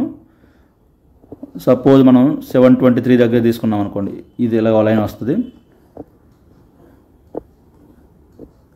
ఇది 4.3 దగ్గర. ఇది గామా, ఇది ఆల్ఫా, ఇది పెర్లైటు, ఇది ఆల్ఫా ప్లస్ పెర్లైటు, ఇది కంప్లీట్గా పెర్లైటు, ఇది పెర్లైట్ ప్లస్ సిమెంటైట్. సో ఇక్కడ పాయింట్ ఇంపార్టెంట్ ఏంటంటే మ్యాక్సిమం సాల్యుబిలిటీ ఆఫ్ కార్బన్ ఎంత చూడండి. సిమెంటైట్లో మ్యాక్సిమం సాల్యుబిలిటీ ఎంత అంటే 6.67. అంతకంటే ఎక్కువ కార్బన్ అనేది ఇంకా అందులో సాల్యుబుల్ అవ్వదు. సో ఆ point important. Maximum solubility of carbon in cementite in iron carbide ఎంత అంటే 6.67%. So that is 1 point important. రెండోది crystal structure is important. So suppose ఇప్పుడు ఆల్ఫా అనుకోండి, BCC స్ట్రక్చర్, గామా అయితే FCC. సిమిలర్గా డెల్టా ఐరన్ పైన ఒకటి ఉంటుంది, అది కూడా BCCA. సిమెంటైట్ అనేది ఆర్థోరాంబిక్ స్ట్రక్చర్. చూడండి, క్రిస్టల్ స్ట్రక్చర్ అనేది ఏంటంటే క్రిస్టల్ స్ట్రక్చర్ ఆఫ్ సిమెంటైట్ ఏమవుతుందంటే crystal structure is equal to orthorhombic structure. చూడండి, ఇవన్నీ కూడా పాసిబుల్ బిట్స్, ఇవన్నీ మనం గుర్తుపెట్టుకోవాలి. సో దీనికి ఆన్సర్ ఏమవుతుందంటే cementite has chemical formula of Fe3C. Option 3 is correct. 72 option 3 is correct. Next 73. Sorry, ఇక్కడ ఏంటిది 72. 73 lower critical temperature of steel is. చూడండి, స్టార్టింగ్ బిట్లో మనము రీక్రిస్టలైజేషన్ టెంపరేచర్ డిస్కస్ చేసాం. చూడండి, ఇక్కడ లోయర్ క్రిటికల్ టెంపరేచర్ వచ్చింది. చూడండి, లోయర్ క్రిటికల్ టెంపరేచర్ అంటే మీనింగ్ ఏంటంటే చూడండి, మీరు రఫ్గా ఈ ఐరన్ కార్బైడ్ డయాగ్రామ్ అయితే ప్రాక్టీస్ చేయాలి. అలాగైతే మనకి కాన్సెప్ట్ క్లియర్గా అర్థం అవుద్ది. సో నేను ఎలాగైతే డయాగ్రామ్ వేస్తానో ఈ రఫ్ డయాగ్రామే మీరు ప్రాక్టీస్ చేయండి సరిపోద్ది. 723 డిగ్రీ సెంటిగ్రేడ్ దగ్గర హారిజాంటల్ లైన్, ఇది 0.8 ఇక్కడ,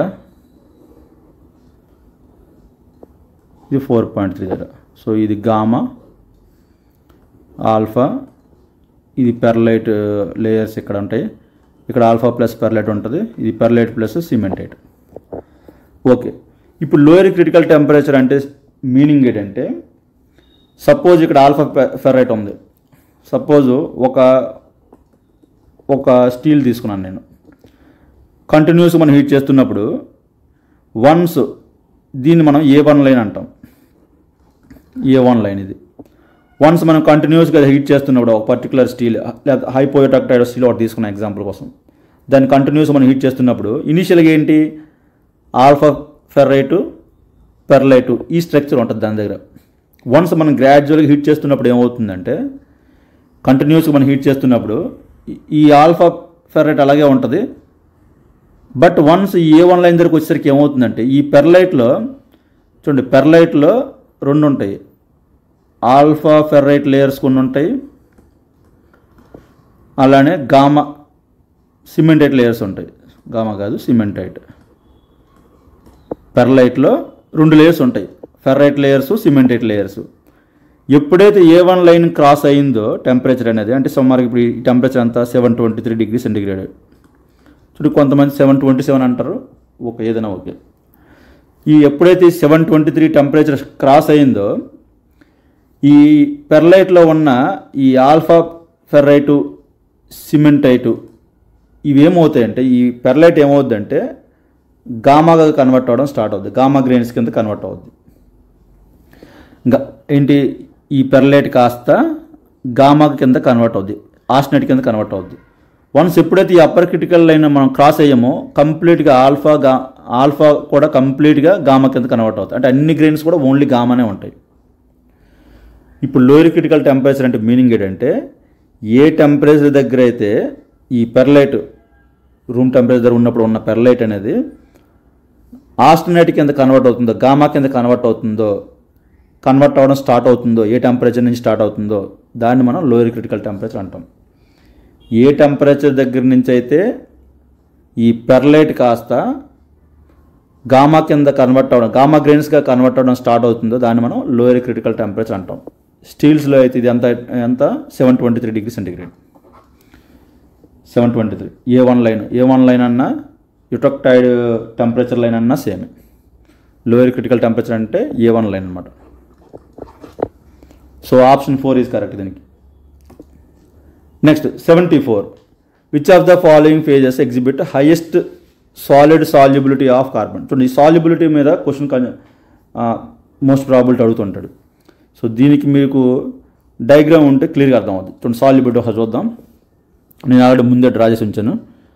చూడండి, మనకి జనరల్గా ఇంపార్టెంట్ ఫేజెస్ ఏంటంటే 5 ఫేజ్లు అని చెప్పాం, మనం థియరీ క్లాసులు చెప్పాను ఆల్రెడీ. ఐరన్ కార్బైడ్ డయాగ్రామ్లో 5 ఫేజ్లు ఇంపార్టెంట్. చూడండి, ఇక్కడ ఆల్ఫా ఐరన్ అనకూడదు, ఆల్ఫా ఫెర్రైట్. ఇది ఆల్ఫా అనేది ఆల్ఫా ఫెర్రైట్. డెల్టా అంటే డెల్టా ఐరన్ కాదు, డెల్టా ఫెర్రైట్. ఎందుకంటే మనం స్టీల్ గురించి మాట్లాడుతున్నాం. చూడండి, ఆల్ఫా ఫెర్రైట్ ఒక ఫేజు, డెల్టా ఫెర్రైట్ ఒక ఫేజు, గామా అంటే ఆస్టనైట్ అనేది ఒక ఫేజు. అలానే ఈ ఆల్ఫా లైన్కి రైట్ సైడ్ ఉన్న పోర్షన్ మొత్తం కూడా సిమెంటైట్ ఉంటుంది, ఏదో ఒక రూపంలో సిమెంటైట్ ఉంటుంది. సో సిమెంటైట్ అనేది ఒక ఫేజు. ఆ టాప్ మోస్ట్లో ఉన్నది లిక్విడ్ అనేది ఒక ఫేజ్. ఇవి important 5 phases. Liquid, alpha, gamma austenite, delta, cementite, ఈ 5 ఫేజులు ఉంటాయి మనకి. ఇప్పుడు మనం మ్యాక్సిమం కార్బన్ పర్సంటేజ్ సాల్యుబిలిటీ చూసామనుకోండి. సపోజ్ ఇప్పుడు మనం ఆల్ఫా ఫెర్రైట్ చూస్తే చూడండి, ఈ పాయింట్ 0.025 అనేది మ్యాక్సిమం సాల్యుబుల్ కార్బన్ దేంట్లో, ఆల్ఫా ఫెర్రైట్ స్టీల్లో. నెక్స్ట్ గామా ఆస్టనైట్ తీసుకున్నాం అనుకోండి, మ్యాక్సిమం సాల్యుబిలిటీ ఎంత అంటే ఈ రైట్ సైడ్, ఇప్పుడు రైట్ సైడ్లో చివరి ఉన్న పాయింట్ దాని సాల్యుబిలిటీ అవుద్ది. సో 2% అనేది సాల్యుబిలిటీ కార్బన్. అదే డెల్టా అనుకోండి, ఈ పాయింట్ 0.1%.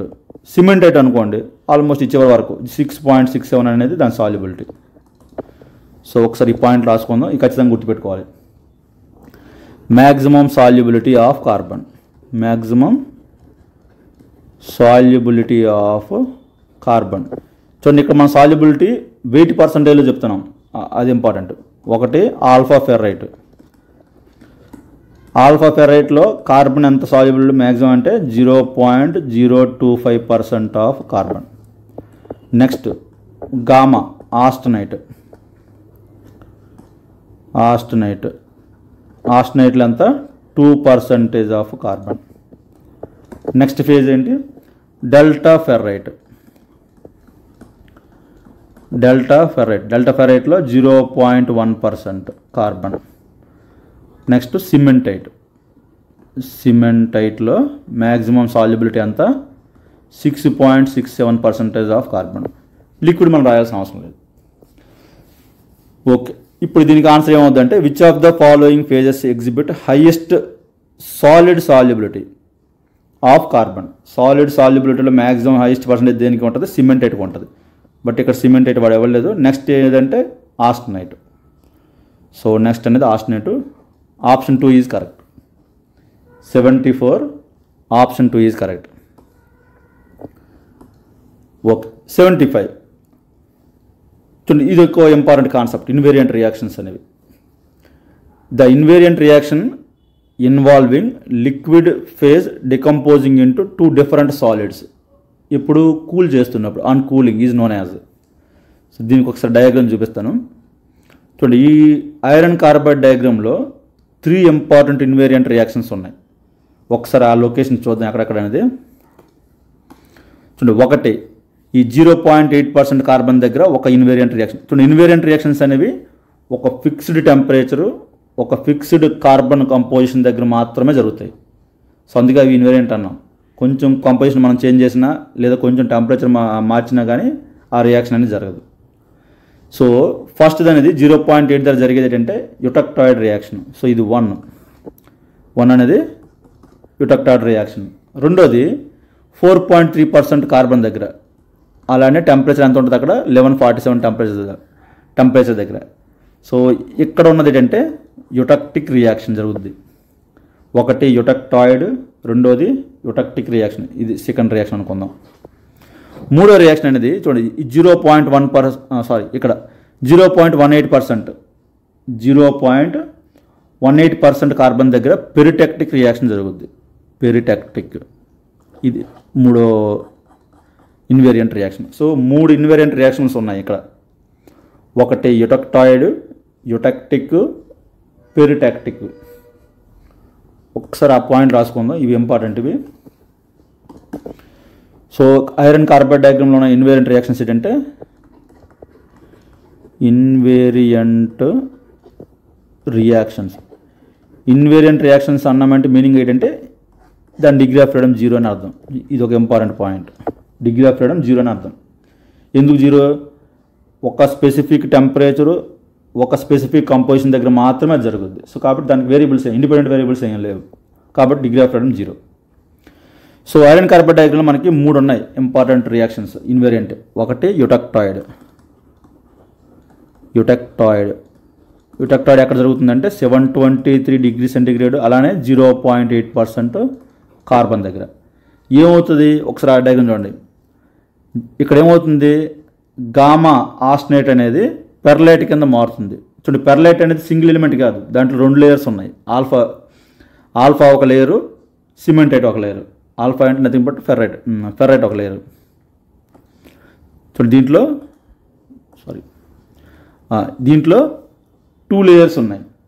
ఏంటి ఆ లేయర్స్? గామా అనేది కన్వర్టెడ్ ఇంటూ పెర్లైట్లో 2 లేయర్స్, ఆల్ఫా ఫెర్రైట్ ఒక లేయరు, సిమెంటైట్ ఒక లేయరు. అంటే ఒక సాలిడ్ అనేది 2 సాలిడ్స్ కింద మారుతుంది. ఆల్ఫా సాలిడే, సిమెంటైట్ కూడా సాలిడే. ఇది యుటక్టాయిడ్ రియాక్షన్. యుటక్టిక్ రియాక్షన్ ఏంటి? యుటక్టిక్ రియాక్షన్ ఎక్కడ జరుగుద్ది అంటే 1147 డిగ్రీ సెంటిగ్రేడ్ 4.3% కార్బన్ దగ్గర. ఇక్కడ ఏమవుతుందంటే ఒకసారి డయాగ్రామ్ చూద్దాం. ఇదిగోండి, ఈ పైన లిక్విడ్ అనేది 2 సాలిడ్స్ కింద కన్వర్ట్ ఉంది. ఏంటి ఆ సాలిడ్స్? ఆస్టనైట్ అనేది ఒక సాలిడ్, సిమెంటైట్ అనేది ఒక సాలిడ్. అంటే లిక్విడ్ కన్వర్ట్స్ ఇంటూ ఆస్టనేట్ ప్లస్ సిమెంటైడ్. దీన్నే లెడోబ్రైట్ అంటాం ఈ కంపోజిషన్. ఇక్కడ దీన్ని పెర్లైట్ అంటాం. మొత్తాన్ని కలిపి పెర్లైట్ అంటాము. ఇక్కడ ఈ మొత్తాన్ని కలిపి లెడోబ్రైట్ అంటాం. లెడోబ్రైట్ లేయర్స్ ఇవి అనమాట. లెడోబ్రైట్. మూడో ఇన్వైలెంట్ రియాక్షను ఈ ఐరన్ కార్బైడ్ పెరిటెక్టిక్ రియాక్షన్. పెరిటెక్టిక్ రియాక్షన్ ఇది ఎక్కడ జరుగుద్ది అంటే ఒకసారి డయాగ్రామ్లో చూద్దాం. ఇదిగోండి 0.18 దగ్గర చూడండి. ఈ పైన ఉన్నది లిక్విడ్, ఇదేమో డెల్టా. అంటే ఇదేమవుద్ది, ఈ పోర్షన్ ఏమవుద్ది, ఈ పోర్షన్ అనేది లిక్విడ్ ప్లస్ డెల్టా అవుద్ది. ఆ లిక్విడ్ ప్లస్ డెల్టా అనేది గామా కింద కన్వర్ట్ అవుతుంది. సో ఇక్కడ జరిగే రియాక్షన్ ఏంటంటే liquid plus delta ferrite, liquid plus delta ferrite converts into gamma. అంటే ఏంటి, ఒక లిక్విడ్ ఒక సాలిడ్ రియాక్ట్ అయ్యి అనదర్ సాలిడ్ని ఫామ్ చేస్తుంది. ఇది పెరిటెక్టిక్ రియాక్షన్. సరే, ఇప్పుడు మనం అడిగిన క్వశ్చన్ చూద్దాం. సరే, the invariant reaction involving liquid phase. ఒక లిక్విడ్ ఫేజ్ అనేది decompose into 2 different solids. Liquid phase decompose into 2 different solids అంటే యూటెక్టిక్ పాయింట్ దగ్గర లిక్విడ్ ఫామ్లో ఉన్న స్టీల్ అనేది వన్స్ కూల్ అవుతున్నప్పుడు ఏమవుతుందంటే ఆస్టనైట్గా అలాగే సిమెంటైట్గా కన్వర్ట్ అవుద్ది. సో అది ఏ పాయింట్ దగ్గర జరుగుతుందంటే eutectic point. Option 1 is correct. So ఈ రియాక్షన్స్ అన్నీ గుర్తుపెట్టుకోవాలి. ఈ ఐరన్ కార్బైడ్ డయాగ్రామ్లో ఉన్న ఈ 3 ఇన్వేరియంట్ రియాక్షన్స్ అనేవి ఇంపార్టెంట్. మిగతా కూడా ఉంటాయి. పెరిటెక్టాయిడ్ రియాక్షన్, మోనోటెక్టిక్ రియాక్షన్. చూడండి, పెరిటెక్టాయిడ్ అంటే ఒక సాలిడ్ ఇంకో సాలిడ్ రియాక్ట్ అయ్యి డిఫరెంట్ సాలిడ్ని ఫామ్ చేస్తాయి. దాన్ని పెరిటెక్టాయిడ్ రియాక్షన్ అంటాం. అలాగే మోనోటెక్టిక్ రియాక్షన్ ఇంకోటి ఉంటుంది. ఒక లిక్విడ్ అనేది 2 సాలిడ్స్ని ఇవ్వడం. ఓకే, ఈ ఓన్లీ ఐరన్ కార్బైడ్ డయాగ్రామ్లో ఉన్న 3 రియాక్షన్స్ మనం నేర్చుకుంటే సరిపోద్ది. ఓకే, నెక్స్ట్ బిట్లోకి వెళ్దాం. Okay, next bit 76. In an iron carbon alloy the content of carbon is stated to be 4.3%. అంటే కార్బన్ అనేది 4.3% ఉందన్నాడు దీంట్లో ఐరన్ కార్బన్ అలాయ్లో. చూడండి, ఐరన్ కార్బన్ అలాయ్ అంటే ఇది స్టీల్ అవ్వచ్చు లేదా క్యాస్ట్ ఐరన్ అవ్వచ్చు, 2 ఐరన్ కార్బన్ అలాయ్సే. Such cast iron is known as. So 4.3% carbon ఉన్న ఐరన్ కార్బన్ అలాయ్ని ఏమంటాం అన్నాడు. చూడండి, స్టీల్ అంటే 2% వరకే ఉంటుంది. 0 to యాక్చువల్గా 0 కాదు, ఎందుకంటే 0 దగ్గర ఓన్లీ ఆల్ఫా ఫెర్రైట్ ఉంటుంది. ఎనీవే 0 to 2% అనేది స్టీల్ అంటాము. 2 నుంచి 6.67 వరకు మొత్తం క్యాస్ట్ ఐరన్ అంటాం. సో ఇక్కడ మనకు అడిగింది ఏంటంటే క్యాస్ట్ ఐరన్ అన్నాడు. చూడండి, ఒకసారి ఆ పాయింట్ రాసుకోండి. 0 to 2% కార్బన్ అయితే స్టీల్ అంటాము. 2 to 6.67% కార్బన్ ఉంటే ఆ అలాయ్ని మనం క్యాస్ట్ ఐరన్ అంటాం. ఇప్పుడు క్యాస్ట్ ఐరన్ అనేది మనం 3 టైప్స్ చేయొచ్చు. క్యాస్ట్ ఐరన్ టైప్స్ దీన్ని బట్టి ఈ కార్బన్ పర్సంటేజ్ బట్టి. సపోజ్ ఎగ్జాక్ట్గా 4.3% కార్బన్ ఉందనుకోండి, అట్లాంటి క్యాస్ట్ ఐరన్ని యూటెక్టిక్ క్యాస్ట్ ఐరన్ అంటాం. యూటెక్టిక్ సిఐ అని రాస్తున్నా, సిఐ అంటే క్యాస్ట్ ఐరన్ అని.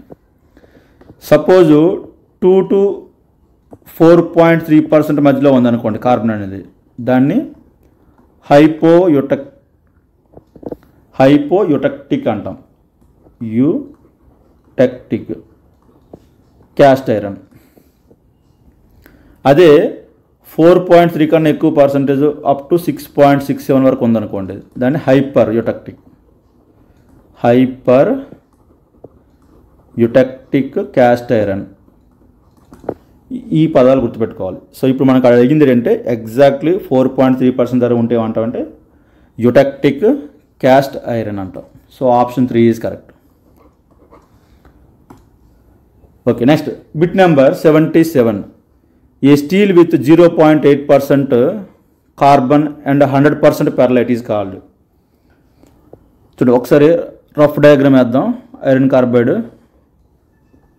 సో ఈ రఫ్ డయాగ్రామ్ మీరు ఖచ్చితంగా ప్రాక్టీస్ చేయాలి. ఎక్స్ యాక్సిస్ అనేది weight percentage of carbon, Y axis అనేది టెంపరేచర్. ఇది 723 లైను, 0.8 కార్బన్, ఇది 4.3% లైన్. సో ఇది గామా ఆల్ఫా. సో ఈ 0.8% దగ్గర ఫామ్ అయిన స్టీల్ని మనం పెర్లైట్ అంటాం. జస్ట్ పి అని రాస్తున్నాను నేను. ఇది ఆల్ఫా ప్లస్ పి ఉంటుంది ఇటువైపు, ఇటు పి ప్లస్ సిమెంటైట్. వీడు అడిగింది ఏంటంటే బిట్టు 0.8% కార్బను అలానే 100% పెర్లైట్ ఉంటే దాన్ని ఏమంటాం? ఇది యుటెక్టాయిడ్ స్టీల్ అంటాం. చూడండి, ఎలాగైతే మనం క్యాస్ట్ ఐరన్లో టైప్స్ చెప్పామో సిమిలర్గా స్టీల్ కూడా మనం 3 టైప్స్ చెప్పచ్చు. Steel types. కార్బన్ అనేది ఎగ్జాక్ట్గా 0.8% ఉంటే దాన్ని యుటెక్టాయిడ్ స్టీల్ అంటాం. యుటెక్టాయిడ్ స్టీల్. అదే లెస్ దాన్ 0.8% కార్బన్ ఉందనుకోండి, దాన్ని హైపో యుటెక్టాయిడ్ అంటాం. యుటెక్టాయిడ్ స్టీల్. అదే 0.8 నుంచి 2% కార్బన్ ఉంటే hyper యుటెక్టాయిడ్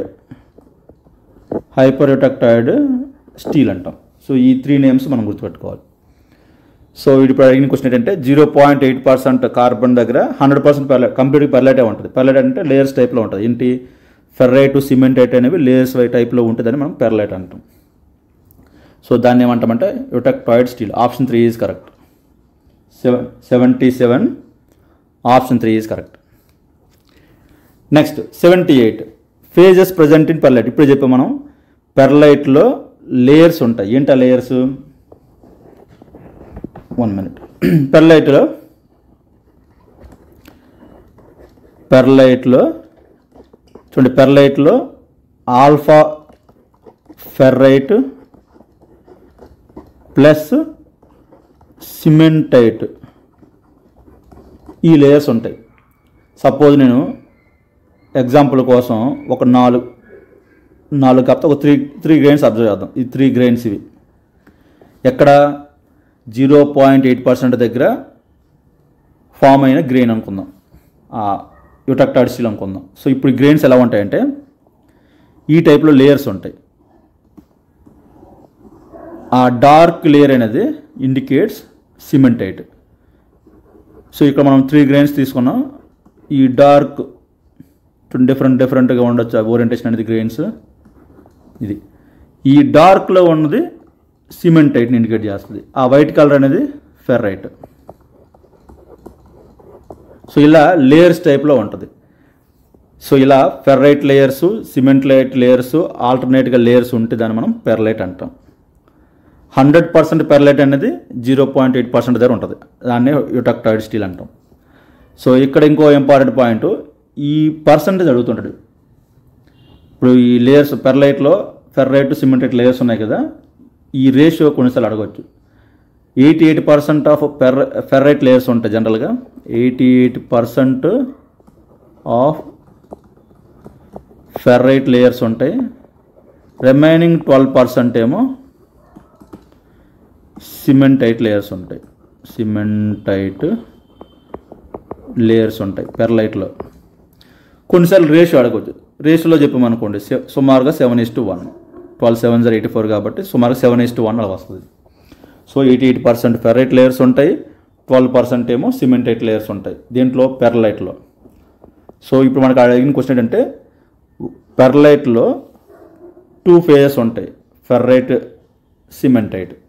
option 3 is correct.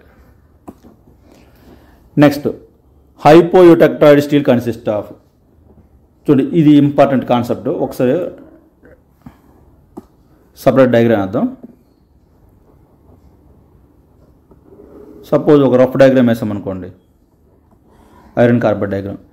Iron carbide diagram, rough diagram ఖచ్చితంగా ప్రాక్టీస్ చేయాలి మీరు. వెయిట్ పర్సంటేజ్ ఆఫ్ కార్బన్, ఈ వై యాక్సిస్ అనేది టెంపరేచర్.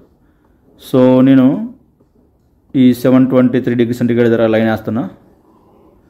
సో ఇంతవరకు మీరు ప్రాక్టీస్ చేస్తే సరిపోద్ది, ఇప్పుడు నేను వేసిన డయాగ్రామ్ వరకు. సో ఇది గామా. సో ఈ యుటెక్టాయిడ్ పాయింట్ దగ్గర ఏమో పెర్లైట్ ఉంటుంది. పెర్లైట్ అంటే 100% పెర్లైటే ఉంటుంది. ఇటు ఈ లెఫ్ట్కి వచ్చేసరికి ఏమవుతుంది, ఆల్ఫా ప్లస్ పెర్లైట్ రెండు ఉంటాయి. అది రైట్కి వెళ్ళేసరికి పెర్లైట్ ప్లస్ సిమెంటైట్ ఉంటాయి. ఓకే, ఇప్పుడు అడిగిన క్వశ్చన్ ఏంటంటే హైపోయూటెక్టాయిడ్ స్టీల్లో ఏమేమి ఉంటాయని చూడండి. హైపోయూటెక్టాయిడ్ స్టీల్ అంటే ఏమంటాం, ఈ 723 అంటే A1 లైన్కి బిలో ఈ పెర్లైట్ యూటెక్టాయిడ్ పాయింట్కి లెఫ్ట్ సైడ్ ఉన్నవి 0.8% కార్బన్ కన్నా తక్కువ ఉంటే హైపోయూటెక్టాయిడ్ స్టీల్ అంటాం. ఒకసారి సపోజ్ రఫ్గా ఈ హైపోయూటెక్టాయిడ్ రీజన్లో ఒక డిఫరెంట్ ఫేజెస్ అబ్జర్వ్ చేద్దాం. ఫర్ ఎగ్జాంపుల్ ఒక 950 డిగ్రీ సెంటిగ్రేడ్ దగ్గర ఒక 0.1 తీసుకున్నా, ఇది 2, 3. ఒకసారి ఈ 0.1 దగ్గర ఎలా ఉంటుందో చూద్దాం. 0.1 దగ్గర సపోజ్ ఒక 3 గ్రెయిన్స్ మనం అబ్జర్వ్ చేస్తే చూడండి, ఇక్కడ నేను గ్రెయిన్స్ వేసాను, 3 గ్రెయిన్స్ వేసాను. ఈచ్ గ్రెయిన్ ఎందుకంటే కంప్లీట్గా ఇక్కడ ఆస్టనేట్ అనేది స్టేబుల్గా ఉంటుంది. 0.1 దగ్గర కంప్లీట్ ఇదంతా ఆస్టనేట్ రీజియనే కాబట్టి అన్ని గ్రెయిన్స్ ఆస్టనేటే ఉంటాయి, స్టేబుల్గా ఉంటాయి. సో ఇవన్నీ కూడా ఆస్టనేట్ గ్రెయిన్సే. ఈ 3 గ్రెయిన్స్ కూడా ఆస్టనేట్ గ్రెయిన్సే. 0.2 దగ్గర చూద్దాం. 0.2 దగ్గర సేమ్ మళ్ళీ అవే 3 గ్రెయిన్స్ తీసుకుందాం. 3 గ్రెయిన్స్ తీసుకున్నాను. బట్ ఎప్పుడైతే ఈ upper critical temperature A3 line ఉంది కదా, ఈ A3 లైన్ దాటి డౌన్కి వచ్చిందో ఏం జరుగుతుందంటే కొన్ని గామా గ్రెయిన్స్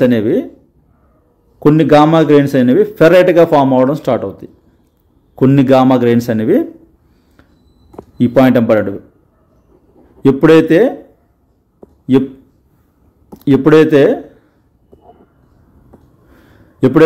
ఈ అప్పర్ క్రిటికల్ టెంపరేచర్ లైన్ని దాటి డౌన్కు కూల్ అయిందో ఈ గామా, ఇప్పుడు సపోజ్ ఇక్కడ 3 గ్రెయిన్స్ ఉన్నాయి. ఆ గామా గ్రెయిన్స్లో కొన్ని పోర్షన్ ఆఫ్ గ్రెయిన్స్ దగ్గర మోస్ట్లీ బౌండరీస్ దగ్గర ఫెర్రైట్ ఫామ్ అవ్వడం స్టార్ట్ అవుతుంది, న్యూక్లియేషన్ జరుగుతుంది అనమాట. సో ఇలా ఫెర్రైట్ ఫామ్ అవుతూ ఉంటుంది. సపోజ్ ఇలాగ ఫెర్రైట్ ఫామ్ అయింది. సపోజ్ ఇది ఆల్ఫా. సో రిమైనింగ్ మొత్తం గామా పోర్షన్ ఉంటుంది. సో ఇది గామానే. బట్ ఏమైంది, బౌండరీస్ దగ్గర ఏమో కొంత పోర్షన్ అనేది ఫెర్రైట్ ఫామ్ అవ్వడం స్టార్ట్ అయింది. ఎప్పుడైతే A1 లైన్కి డౌన్కి వచ్చిందో అసలు ఆస్టనేట్ అనేది స్టేబుల్ కాదు, కంప్లీట్గా ఆస్టనేట్ ఫేజ్ ఉండదు ఇంకా. సో ఆస్టనేట్ అనేది వెరీ అన్స్టేబుల్, కంప్లీట్గా ఆస్టనేట్ కనిపించదు. సో ఇలాగ ఆల్ఫా అలానే ఉంటుంది.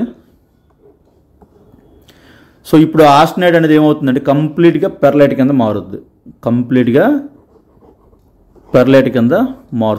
సో ఈ పెర్లైట్ లేయర్స్ అన్నమాట ఇవి పెర్లైట్ లేయర్స్. సో ఇలా పెర్లైట్ కింద మారుతుంది. సో ఇది గ్రెయిన్ స్ట్రక్చర్. మనం ఈ 3 డిఫరెంట్ లొకేషన్స్ దగ్గర ఒకసారి ఇది ఇంపార్టెంట్ పాయింట్, ఈ కాన్సెప్ట్ క్లియర్గా అర్థం అవ్వాలి. స్టార్టింగ్లో ఏమో ఆస్టనేట్ స్టేజ్లో కంప్లీట్గా ఓన్లీ ఆస్టనేట్ గ్రెయిన్సే ఉంటాయి, 3 ఆస్టనేట్ గ్రెయిన్స్. ఎప్పుడైతే ఈ కామన్ రీజన్లోకి ఎంటర్ అయిందో 2 పాయింట్ దగ్గర ఏమవుతుందంటే ఈ గ్రెయిన్ బౌండరీస్ దగ్గర కొంత పోర్షన్ అనేది ఫెర్రైట్గా మారడం స్టార్ట్ అవుతుంది, న్యూక్లియేషన్ జరిగి. సో అలా ఫామ్ అయిన ఈ ఫెర్రైట్ని ఏమంటామంటే చూడండి, A1 లైన్ అంటే యూటెక్టాయిడ్ టెంపరేచర్ లైన్ అంటాం దీన్ని. అంటే యూటెక్టాయిడ్ టెంపరేచర్ లైన్ కంటే ముందే ఆల్ఫా ఫామ్ అయింది. ఇలా ఫామ్ అయిన ఆల్ఫాని ప్రో యూటెక్టాయిడ్ ఆల్ఫా అంటాం. ఆ పదం ఇంపార్టెంట్. ప్రో అంటే ముందని, ప్రో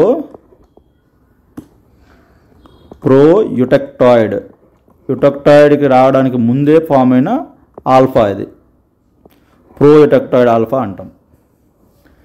సో వన్స్ యూటెక్టాయిడ్ పాయింట్ కంటే డౌన్కి వచ్చామంటే ఇంకా గామా అనేది వెరీ అన్స్టేబుల్, ఆస్టనేట్ అనేది అసలు పూర్తిగా ఉండదు, కంప్లీట్గా ఆస్టనేట్ మొత్తం కూడా పెర్లైట్ కింద మారుద్ది. సో అలా మనకి లేయర్స్ ఫామ్ అవుతాయి. ఇప్పుడు ఒకసారి అడిగిన క్వశ్చన్ చూద్దాం. హైపోయూటెక్టాయిడ్ స్టీల్ కన్సిస్ట్ ఆఫ్, ఇప్పుడు హైపోయూటెక్టాయిడ్ స్టీల్ అంటే ఏమవుద్ది, ఈ A1 లైన్ కంటే డౌన్ ఈ పోర్షన్ అంతా కూడా హైపోయూటెక్టాయిడ్ స్టీలే. సో ఇప్పుడు ఈ పోర్షన్ అంటే 0.3 దగ్గర ఏముంటాయి, 0.3 దగ్గర ఈ 0.3 దగ్గర ఏముంటాయంటే ప్రో యూటెక్టాయిడ్ ఆల్ఫా ఉంటుంది, ప్రో యూటెక్టాయిడ్ ఆల్ఫా ఉంటుంది. అంటే ముందుగానే ఫామ్ అయి ఉన్న ఆల్ఫా అది కంటిన్యూ అవుద్ది. నెక్స్ట్ రెండోది సిమెంటైట్ లేయర్స్ ఉంటాయి, సిమెంటైట్ లేయర్స్, అలానే అగైన్ ఈ ఆల్ఫా కూడా ఆల్ఫా ఫెర్రైట్ లేయర్స్. అయితే కొన్నిసార్లు ఈ రెండింటిని కలిపి మనం ఏమంటాం, పెర్లైట్ అంటాం. వీటి రెండింటిని కలిపి మనం పెర్లైట్ అంటాం. సో ఇప్పుడు మనం బిట్లోకి వెళ్దాం. Hypoeutectoid steel consist of primary ferrite అన్నా ప్రోయూటెక్టాయిడ్ ఆల్ఫా అన్నా సేమే.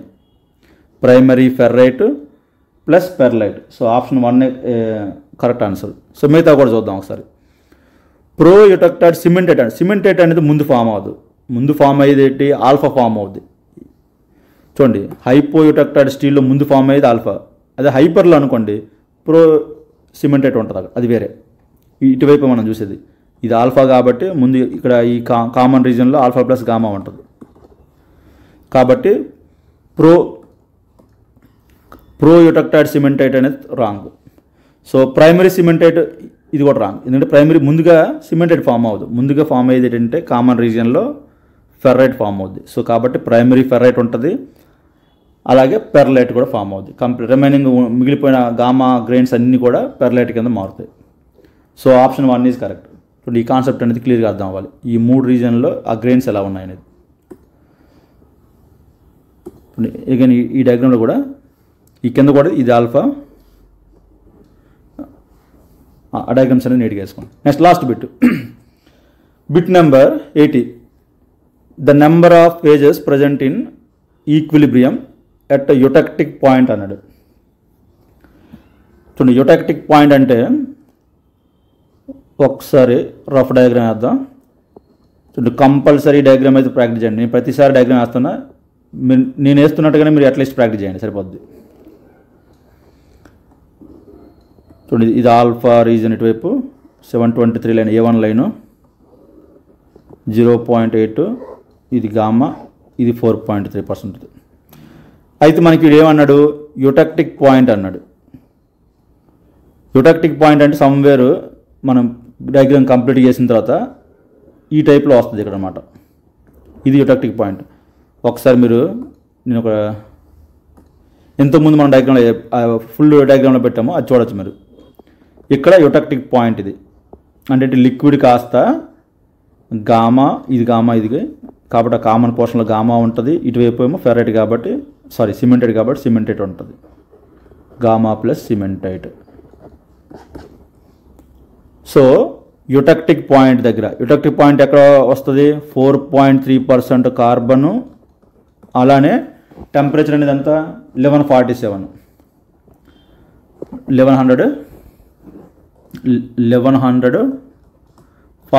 Degree centigrade. ఈ పాయింట్ దగ్గర యూటెక్టిక్ రియాక్షన్ జరుగుద్ది. ఏమవుతుందంటే లిక్విడ్ కాస్త ఆస్టనైట్ గాను సిమెంటైట్ గాను మారుతుంది. అంటే the number of phases present అంటే ఎన్ని ఫేజెస్ అవుతాయి ఇవి, పర్టికులర్ ఈ పాయింట్ దగ్గర ఓన్లీ ఒక సింగిల్ పాయింట్ దగ్గర ఎన్ని ఫేజెస్ ఉంటాయంటే లిక్విడ్ ఫేజ్ ఉంటుంది, ఎందుకంటే కామన్ పాయింట్ అన్నిటికీ. గామా ఫేజ్ ఉంటుంది, సిమెంటెడ్ ఫేజ్ ఉంటుంది. So total number of phases ఎన్ని అవుతాయి, టోటల్ ఫేజెస్ ఎన్ని, ఫేజెస్ ఈజ్ ఈక్వల్ టు 3 అవుతాయి. ఏంటి 3 ఫేజెస్, లిక్విడ్, అలానే గామా ఆస్టనైట్ బ్రాకెట్లో గామా, అలానే సిమెంటైట్ Fe3C సిమెంటైట్. సో ఈ ఒక్క సింగిల్ పాయింట్ దగ్గర 3 ఫేజెస్ ఎగ్జిస్ట్ అయి ఉంటాయి. అదే ఇక్కడ మనకు నెంబర్ ఆఫ్ ఫేజెస్ అడిగాడు. నెంబర్ ఆఫ్ ఫేజెస్ అంటే ఆప్షన్ 4 ఈజ్ కరెక్ట్, అంటే 3 ఫేజెస్ కాబట్టి ఇది correct. Suppose degree of freedom అడిగాడు అనుకోండి, డిగ్రీ ఆఫ్ ఫ్రీడమ్ అనేది 0. అన్ని ఇన్వేరియంట్ పాయింట్స్ దగ్గర డిగ్రీ ఆఫ్ ఫ్రీడమ్ అనేది 0. సో ఇవి ఇంతవరకు మనం కవర్ చేసిన వాటిల్లో చూడండి, మీకు ఈ కాన్సెప్ట్స్ అన్నీ క్లియర్గా అర్థం అవ్వాలంటే ముందు మీరు థియరీ క్లాస్ విని ఉండాలి, అలాగైతే మీకు ఇది క్లియర్గా అర్థం అవుద్ది. సో అది విన్న తర్వాత ఈ బిట్స్ మీరు సాల్వ్ చేస్తే ఇంకా మీకు కొంచెం డెప్త్ నీట్గా అర్థం అవుద్ది కాన్సెప్ట్ అనేది. సో ఇంతవరకు మీకు ఏమైనా డౌట్స్ ఉంటే కింద కామెంట్ సెక్షన్లో రాయండి. నెక్స్ట్ థియరీ క్లాస్ కంప్లీట్ అయిన తర్వాత రిమైనింగ్ నెక్స్ట్ 20 బిట్స్ అనేది మళ్ళీ పెడతాం. Thank you friends.